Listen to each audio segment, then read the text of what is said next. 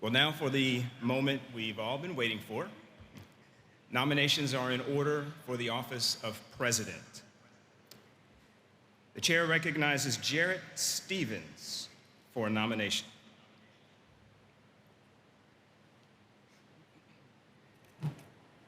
My name is Jarrett Stevens, and I am the pastor and a messenger from Champion Forest Baptist Church in Houston, Texas. It is my privilege to nominate Dr. Bart Barber for re-election as president of our Southern Baptist Convention.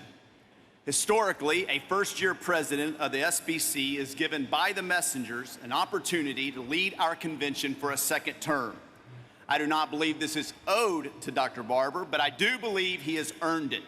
Consider the state of the SBC during Bart Barber's tenure. Last week, Baptist Press reported our cooperative program giving is up over 2% from this time last year, and last year was a 15-year high, topping $200 million.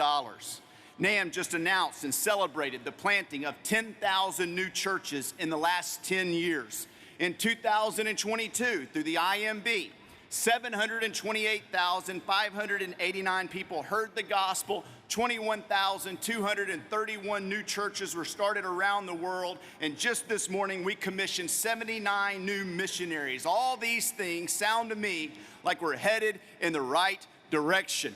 Dr. Barber has represented us well. As president, he has traveled tirelessly across the country to represent you by encouraging churches and celebrating missionaries, supporting church planners, and standing with those on the front lines of disaster relief. You may wonder, if a pastor is expending all this energy at the national level, wouldn't his local church suffer?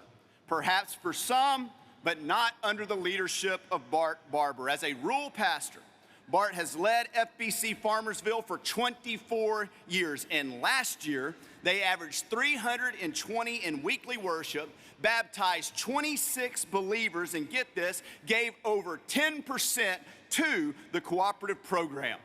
As a survivor of sexual abuse, I am grateful for how Bart has boldly led us toward sexual abuse reform. Some may question whether our work is still worth the effort. Well, last month, 20 miles from my church, a man by the name of Michael Romero, a former youth pastor, voluntarily turned himself into police for abusing 9 teenage boys between 2002 and 2012. And do you know why? I quote, Romero told police he turned himself in because the Southern Baptist Convention had formed a task force to investigate claims of sexual abuse. He stated that he's been reading stories and that eventually everyone is caught, whether now or years down the road, the truth comes out. I'd say when abusers are fearful of getting caught and they're turning themselves in, this is what we all signed up for, and we're headed in the right direction. I'll never forget seeing Bart on 60 Minutes. With the eyes of a nation watching, he spoke with clarity and compassion and composure and conviction.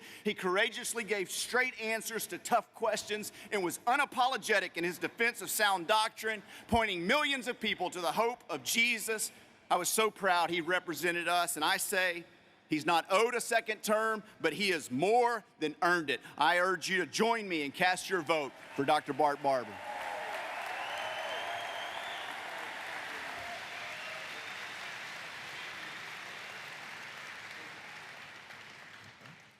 Thank you, Brother Jarrett. Dr. Bart Barber is nominated for the office of president. Now the chair recognizes Willie Rice for a nomination. My name is Willie Rice. I am a pastor and a messenger from the Calvary Baptist Church in Clearwater, Florida. And I rise to nominate Mike Stone for the office of SBC president. Mike is the pastor of the Emmanuel Baptist Church in Blackshear, Georgia. If you really want to know somebody, check with the people who know them best. Mike has served that church for more than a quarter of a century. And with his wife, Andrea, they have raised their 4 children, the oldest of whom is serving on the mission field through our IMB right now. They are beloved in their church and in their community. I nominate Mike because he is a man of conviction. And conviction melded with courage is what an hour marked by apostasy and idolatry demands. Like the men of Issachar, Mike knows the times and he knows what to do. Did you ever think you would see a day like this day, when churches and institutions that once stood strong now cater to the applause of the crowds and drift with the currents of our time? And now it seems we Southern Baptists face our own time of choosing. A movement that should have united Southern Baptists to attack a problem has been co-opted to divide us into attacking one another. A cancel culture has replaced a gospel culture, and we have been told the end justifies the means, even if the means requires compromise.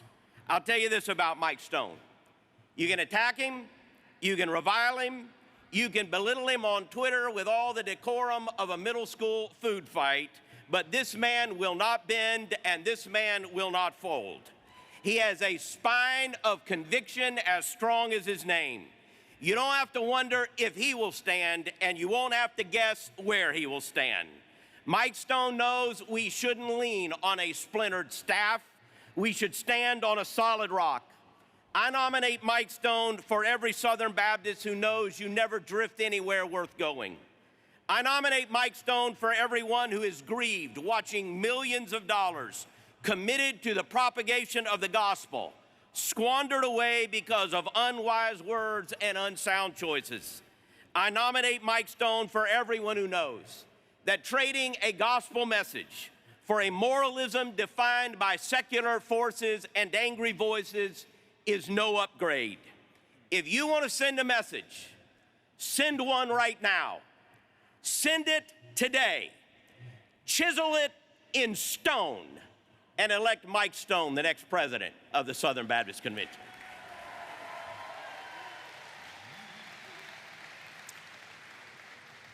Thank you, Brother Willie.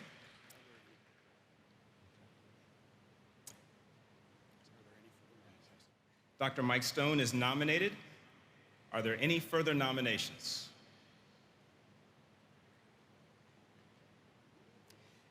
If not, nominations are closed. The chair recognizes the registration secretary for instructions on casting ballots.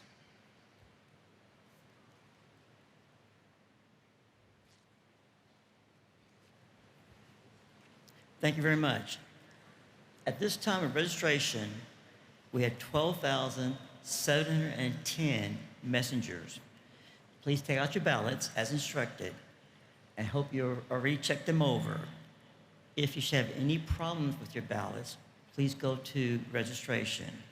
Now, the ballots are numbered 1 through 16. I'm asking you to turn to ballot number 1. Ballot number 1.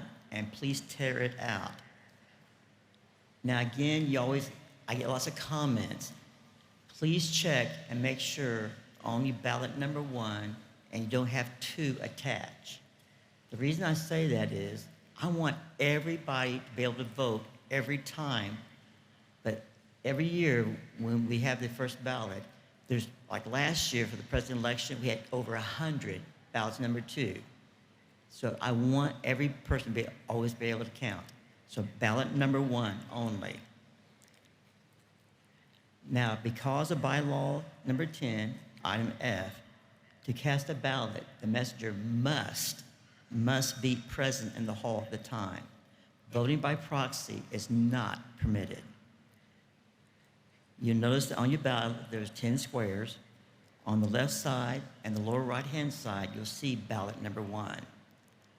And I always get people laughing, but please, on behalf of the counting committee members, do not fold your ballot.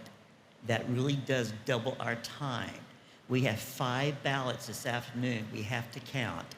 So please just turn it upside down so it's confidential how you're voting. But please do not fold them. That's greatly appreciated. Now please listen carefully to my instruction and how you will be voting. To vote for Bart Barber, place an X on the square number 1. To vote for Bart Barber, place an X on the square for number 1. To vote for Mike Stone, place an X on the square number 3. To vote for Mike Stone, place an X on the square number 3. I'll repeat that. Voting for Bart Barber, number 1. Mike Stone is number 3.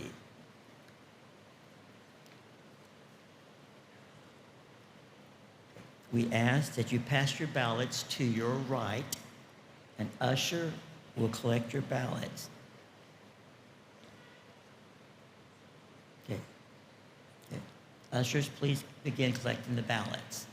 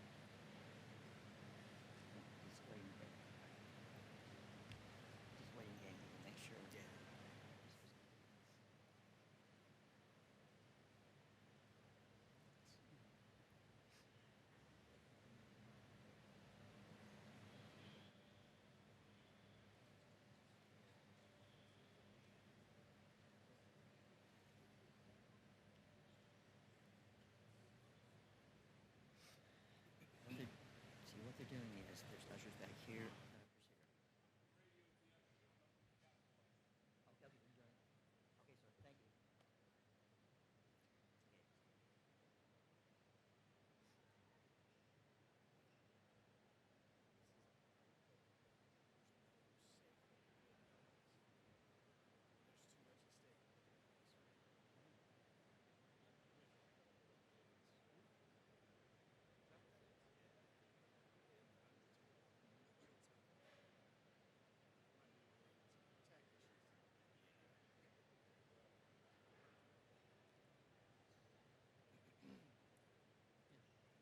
No, it takes time.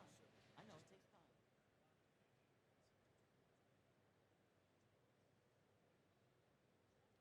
We do thank you for your patience at this time while we are collecting the ballots.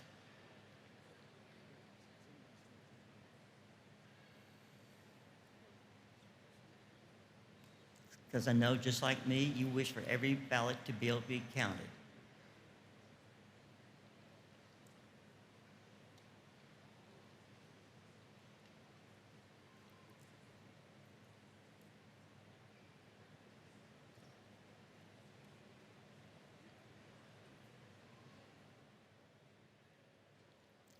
I'm waiting on a signal when that's been accomplished.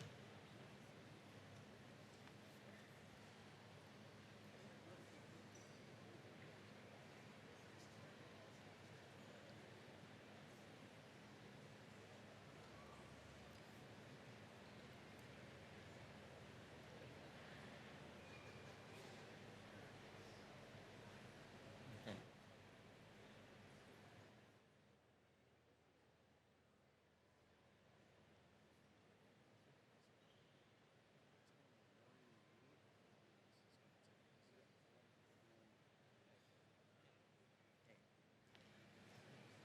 The people that are moving, you're blocking the ushers trying to accomplish their goal. It's going to take longer if you're up moving right now. Just FYI.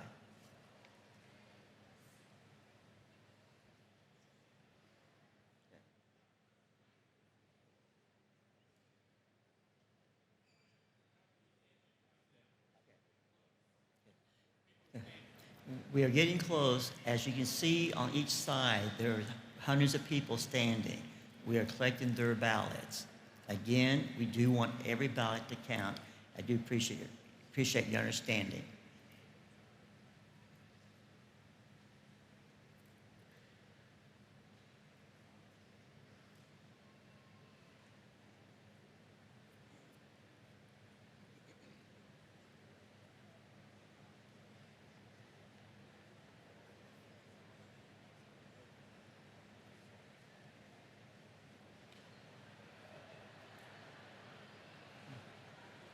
Well, Oh, no.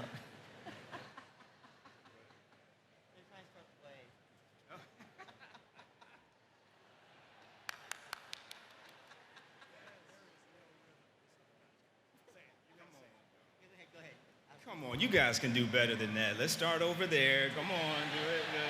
Yes, let's keep going. Yes, yes. All right, now look. Yes.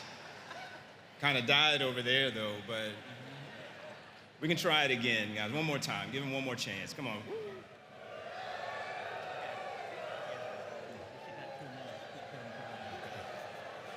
Now come. Yes. Okay. All right.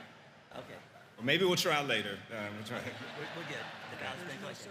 Okay, just make sure there are no more ballots, right? All the ballots have been collected. All right, the polls are now closed. The chair recognizes the president. Oh. I don't have it. Metaphorically, just say I'm relinquishing the gavel to. I am relinquishing the gavel to Mr. President, Dr. Barber. Hey, man, we got the best vice presidents you could ever think about. And so much love, Alex Sands. You've done a great job, man. Thank you. All right. We're about to have the executive committee report. Before we do, hey, did y'all do a good job at that? Did you get used to the idea of marking those ballots and turning them in? We're going to do that 4 more times at least in this session, because we'll have 3 appeals, and we'll also have the election of first vice president. The ballot you just counted, or that you just cast, it's very likely that we'll have the results of that counting during this session. But all of the remaining 4 ballots that you're going to be casting are going to occur so close to the end of this session that it's very unlikely that you'll get any of those results until tomorrow morning's session. So you'll have something to talk about tonight. The chair now recognizes Willie McLaurin to come and bring us the executive committee report. Let's hear it for Brother Willie.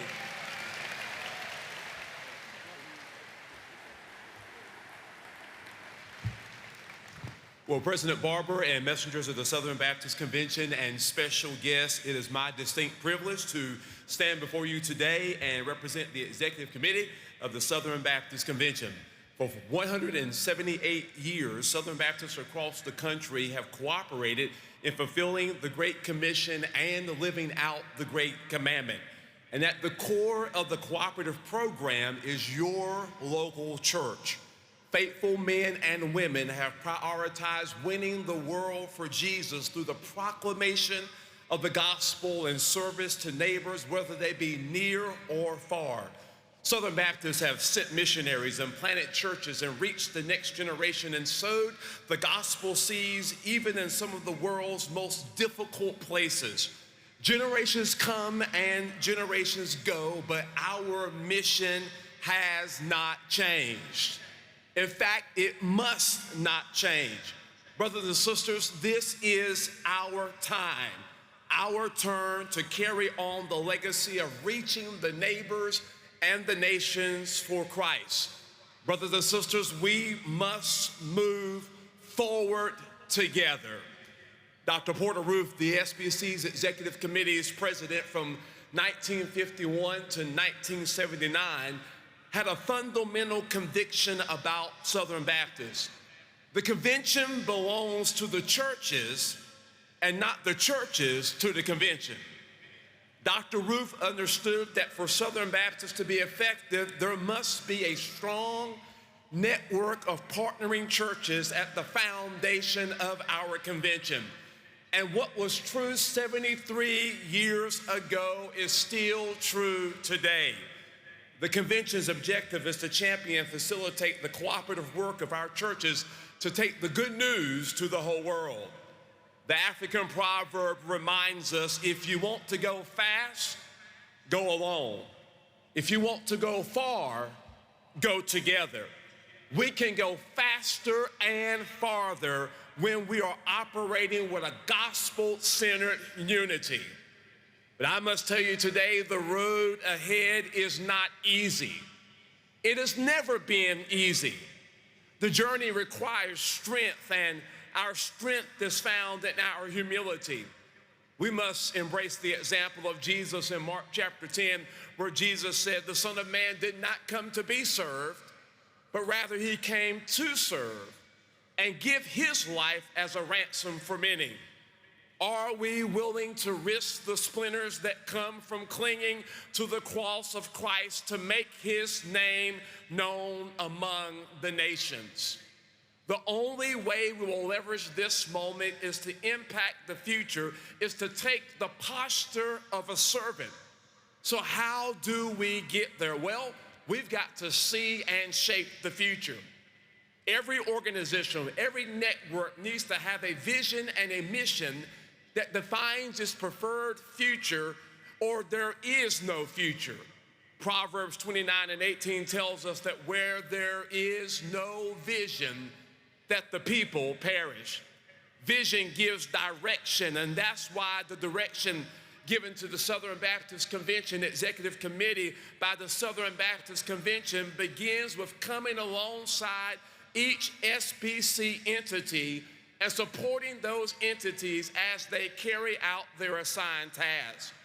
As we move forward together, our vision for the future must include reigniting our passion and purpose for the Great Commission. If we are not careful, we will experience mission drift, and the Great Commission will become the Great Omission. Our vision for the future must include a focus on reaching and mobilizing the next generation. In the next 5 to 10 years, Generation Z, those children and grandchildren who are in our churches, will be leading and providing leadership for our Great Commission ministries. Our vision for the future must include renewing our commitment to the cooperative program.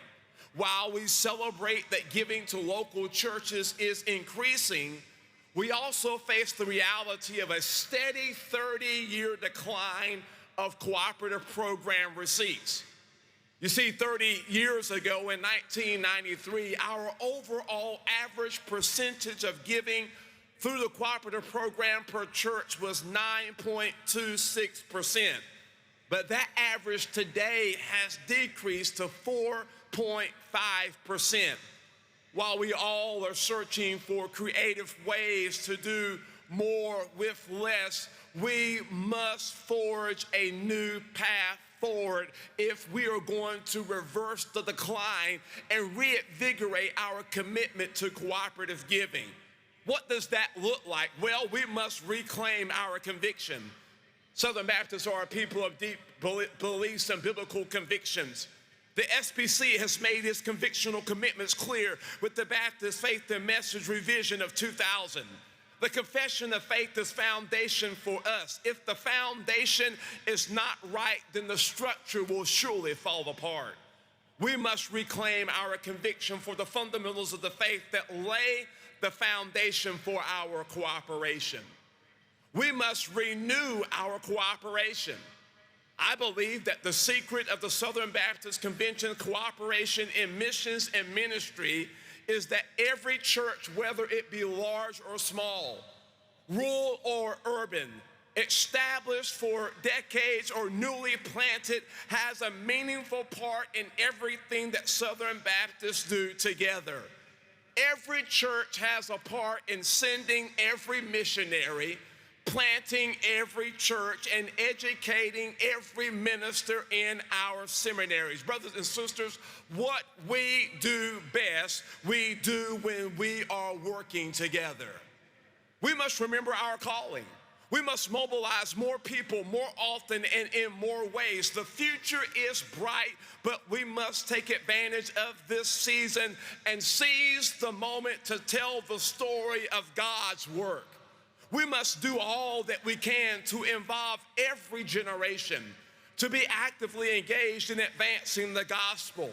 We must believe that every generation matters and that every church matters, and most of